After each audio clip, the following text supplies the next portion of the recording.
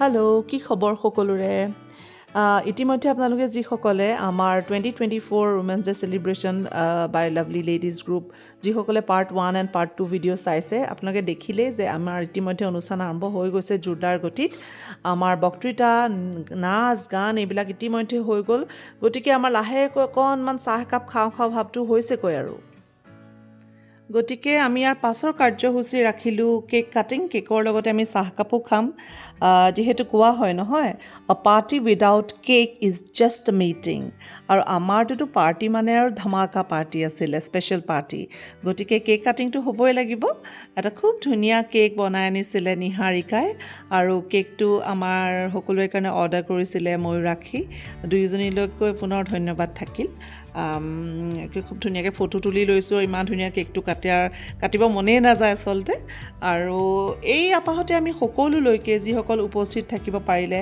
তেওঁলোককতো আমি উইছ কৰিছোঁৱেই লগতে আমাৰ গ্ৰুপৰ যিসকল বিশেষ অসুবিধাবশতঃ উপস্থিত থাকিব নোৱাৰিলে সেই সকলোকে আমি মনত পেলাইছোঁ আৰু সকলোকে নাৰী দিৱসৰ শুভেচ্ছা জনাইছোঁ আৰু লগতে সমগ্ৰ পৃথিৱীৰ সকলোলৈকে আৰু আমি happy women's day to all of you এয়া অকণমান ফূৰ্তি হাঁহি ধেমালি তাৰপিছত আমি টি ব্ৰেক লওঁ আৰু লগে লগে আমাৰ অনুষ্ঠানো চলি থাকে এইটো গেমটো খেলাইছিলে প্ৰীতিবাই খুব এটা মানে ফূৰ্তি লগা গেমটো আছিলে বেলেঞ্চ কৰিব লাগে আৰু আমাৰ লাইফটোতো আৰু হয়ে গোটেই মানে বেলেঞ্চৰ ওপৰতে চলি থাকে নহয় গতিকে এটা খুব ধুনীয়া গেম আছিলে কোনে কিমান দেৰিলৈ বেলেঞ্চ কৰি থ'ব পাৰে আৰু খুব ভাল লাগিছিলে মানে বিৰাট একদম চবৰে ফেভৰেট হিট গান এটা তাই মানে ছিলেক্ট কৰিছিলে আৰু সেই গানত নাচি আৰু আমাৰ আইদেউসকলে চেষ্টা কৰিছে মূৰৰ ওপৰত লৈ পেলাই বেলেঞ্চ কৰিবলৈ আহকচোন চাওঁ আমি অলপ ফূৰ্তি কৰোঁ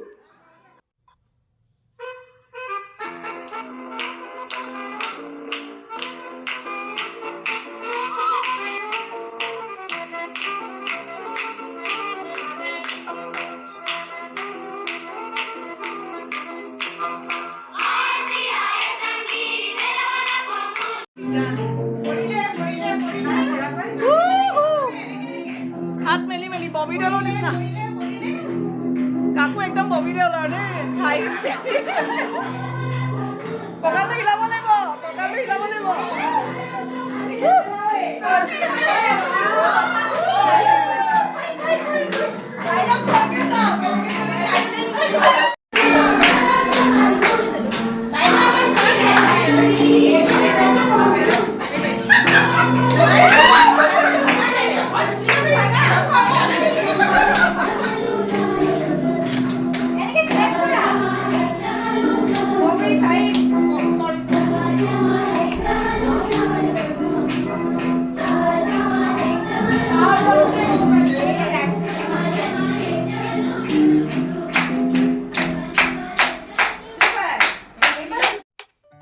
আৰু খেল ধেমালি হাঁহি ফূৰ্তিৰ মাজেদি এনেকৈ অনুষ্ঠান আগবাঢ়ি গৈ আছে আমাৰ কাৰ্যসূচী ইয়াৰ মাজতে আমি এটা অনুষ্ঠান ৰাখিছিলোঁ যে আমি মৰম আৰু কৃতজ্ঞতাৰ চিন স্বৰূপে আমি অসম ভৱনলৈ এটা সৰু মৰমৰ উপহাৰ আগবঢ়াইছিলোঁ অসম ভৱনৰ ষ্টাফৰ আতিকুৰ যাৰ লগত আমাৰ কথা বতৰা হৈছিল ভেনু ঠিক কৰিবৰ কাৰণে তেখেতৰ সহযোগী এজনক আমাৰ অনুষ্ঠানৰ মাজলৈ মাতি তেওঁলোককো তেওঁলোকৰ চমু পৰিচয় তথা তেওঁলোকৰ অনুভৱ কি আমাক জনাবলৈ দিছিলোঁ আৰু আমি উপহাৰটি আগবঢ়াইছিলোঁ আৰু তেখেতসকলেও খুবেই ভাল পালে বুলি আমাক জনাইছে পুনৰবাৰ ধন্যবাদ থাকিল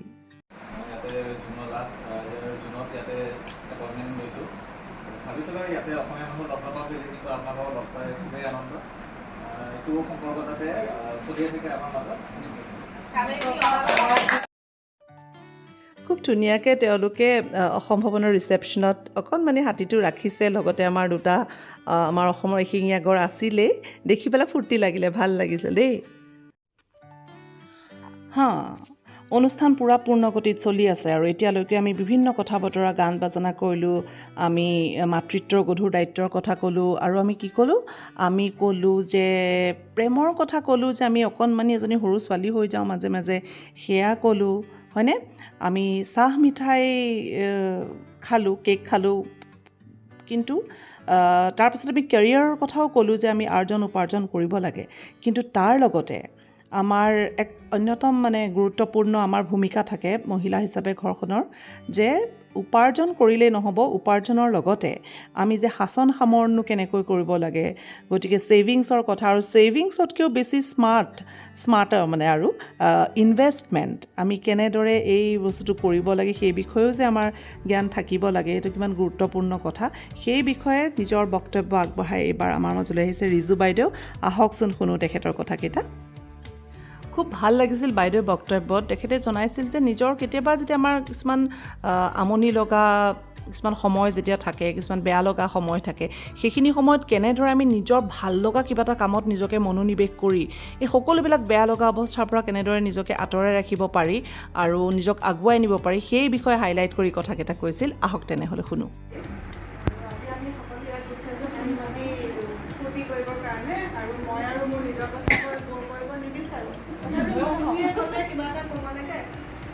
ক'ম বুলি ভাবিছোঁ আৰু মোৰ নিজৰ অভিজ্ঞতা বুলিনো কি ক'ম আৰু মানে পিছলৈ যদি ঘূৰি চাওঁ তেতিয়াতো দুখেই লাগে আৰু কিমান যে দুখ লাগে ক'ব নোৱাৰোঁ। একদম নিজকে মানে কিনো কৰিলোঁ, লগৰবোৰ ক'ত থাকিলে, মানুহে কি কৰিলোঁ তেনেকৈ মানে ভাবি আৰু কেতিয়াবা এনেকুৱাই হৈ যাওঁ মানে কান্দিমেই নে আৰু গধূলিলৈ ইমান খং উঠে, মানুহকেইটা যে নাহিবলৈ ৰৈ থাকোঁ একদম খঙতে ৰিয়েক্ট কৰিব নথোৱা কথাতে ৰিয়েক্ট কৰোঁ। স্বপ্নী মোৰ ল'ৰাটো কেতিয়াবা মানে য'ত মাৰ খাবই নালাগে, সি বহুত ঠাণ্ডাই ল'ৰাটো কিবা এটা পেটটো মাৰিয়ে দিয়ে, ৰাতি টোপনি নাহে। তাৰপিছতে কেতিয়াবা মানে একদম খুব খিংখিঙীয়া আৰু তাৰপৰা মোৰ হাজবেণ্ডে ভাবিলে চাগে এইক মানে এনেকৈ থ'লে নহ'ব,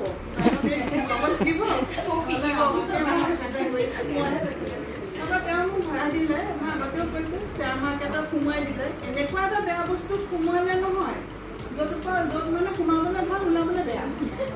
আৰু তাত সোমালোঁ আৰু দিনটো মই প্ৰথমতে এনেই আৰু চাই মেলি আছিলোঁ। তাৰপিছত মানে মই দিনটো মই এনেকুৱাকৈ ব্যস্ত হৈ গ'লোঁ, এতিয়া মোক মানে সংসাৰখনৰ বাহিৰত মোৰ আশে পাশে কি হৈছে মই একো ক'ব নোৱাৰোঁ। মানে ৰাতিপুৱাই বহি যাওঁ আৰু গধূলিহে খাই মানে আবেলিলৈহে হেৰি হয়। এনেকুৱা নহয় যে মই একদম বহুত এগালমান পইচা কৰিছোঁ, বহুত প্ৰফিটত আছোঁ, এনেকুৱা নহয়। কিন্তু এতিয়া খুব ভাবোঁ দেই, মই এদিন খুব পইচা কৰিম।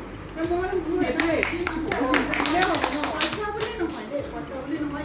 এই কিছুমানে কয় ইউটিউবত আহে মোৰ যদি ইমান লছ হৈছিলে, কোটিত লছ হৈছিলে, এতিয়া মই মানে বহুত এতিয়া দিনে মানে বহুত লাভ কৰোঁ। মই সেইটো নাভাবোঁ, মোক কোটিত লছ কৰিবলৈও নাখাব পাৰে। তুমি তাক ভাল পোৱা কি বুলি ক'ম বাৰু আমি? ডেফিনেটলি আমি ক'ম যে মোৰ হাজবেণ্ডক ভাল পাওঁ, মোৰ ল'ৰা ছোৱালীকেইটাক ভাল পাওঁ, নে মা দেউতাক ভাল পাওঁ। আগতে অলপ সুধিছিলে যেনিবা কাক ভাল পোৱা বেছিলে, মাক নে দেউতাক? কিন্তু আচলতে সেইটো নহয় জানে, আমি আচলতে নিজক ভাল পাব লাগে। প্ৰথমে আমি নিজক ভাল পাব লাগে, নিজৰ কথা ভাবিব লাগে। কাৰণ দুটা কথা আছে, যদি আমি নিজক ভাল পাওঁ ন, নিজৰ যত্ন লওঁ। আমি চবেই মানে আগৰ পৰা সৰুৰ পৰা মাহঁতক দেখি আছোঁ ন, আমাকে যত্ন লয়, আমাকে খাবলৈ দিয়ে, নিজে আৰু থকা কিবা এটা খায় বা অফিচলৈ যিবিলাকে ৱৰ্কিং মানুহ তেওঁলোকে পটককৈ খাই মেলি গুচি যায়। আমি ঘৰত থকাবিলাকৰ ব্ৰেকফাষ্টতে খাই মেলি গ'লে মানে ৰুটি এটা আছে হ'ব আৰু এতিয়া গুড় অকণমান লৈ পেলাই খাই দিলোঁ আৰু কিন্তু দিনটো পিছতো মানে তেনেকৈ খোৱাৰ ক্ষেত্ৰত আমি নাভাবোঁ। আল্টিমেটলি কি হয় মই নিজে ভুগিছোঁ, বিৰাট স্বাস্থ্যহানি হয়। আৰু যেতিয়া স্বাস্থ্য বেয়া হয় তেতিয়া মনটো বেয়া হয়, আৰু নিজৰ যেতিয়া স্বাস্থ্য বেয়া হয় নহয়, আমাৰ ওপৰত যিবিলাক ডিপেণ্ডেণ্ট ঘৰৰ মানুহজন সদস্য বহুত চাফা কৰে। গতিকে আমি নিজে স্বাস্থ্য যত্ন ল'বলৈ তেতিয়া মানে আমাৰ মনটো ভালে থাকে।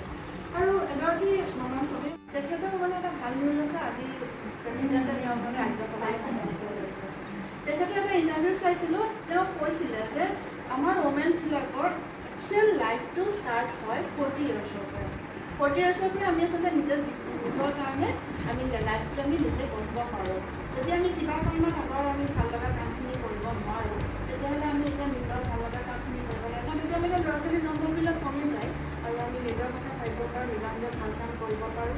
আৰু তেওঁ আৰু এটা কথা কৈছিল, আমাৰ যিবিলাক হাউচ ৱাইফ সেইবিলাকৰ কাৰণে এটা গল্ডেন চান্স যে 40 ইয়াৰ্ছৰ পিছত তুমি নিজে আকৌ তোমাৰ নিজৰ কথা ভাবা আৰু নিজকে মানে এষ্টাব্লিছ কৰিবৰ কাৰণে মানে চেষ্টা কৰা। আমি কাৰোবাৰ ৱাইফ, কাৰোবাৰ মাদাৰ হিচাপে পতাকৈ আমি নিজে এষ্টাব্লিছ হ'বলৈ কিবা এটা নিজে ভাল লগা কিবা এটা কৰোঁ আৰু আমি নিজে এষ্টাব্লিছ হওঁ। মই এই দুটা কথাকে মই আজিকালি মানি চলোঁ। গতিকে মোৰ আজিকালি খংটো কমিব, কাৰণ মই বাকী কথা নাভাবোঁ, মই নিজৰ স্বাস্থ্যটোৰ কথাটো চিন্তা কৰোঁ আৰু মই যিটো কৰিছোঁ সেইটোতে ছেটিছফাইড। গতিকে ৰিজু বাইদেউৰ এই উৎসাহপূৰ্ণ বক্তব্যৰে কথাকেইটাৰে আজি আমি আমাৰ Women's Day Celebration Memories 2024 Women's Day Celebration Memories by Lovely Ladies Group এই পাৰ্ট 3 মেমৰি ভিডিঅ'টো ইমানতে সামৰণি মাৰিছোঁ। সোনকালে খুব সোনকালে আমি পাৰ্ট 4 ইয়াৰ পিছৰ ফানখিনিও আমি চাব লাগিব ইমানতে শেষ হোৱা নাই নহয় গতিকে মই সোনকালে ইয়াৰ পিছৰ ভিডিঅ'টো লৈ আহিম তেতিয়ালৈকে ধন্যবাদ ভালে থাকিব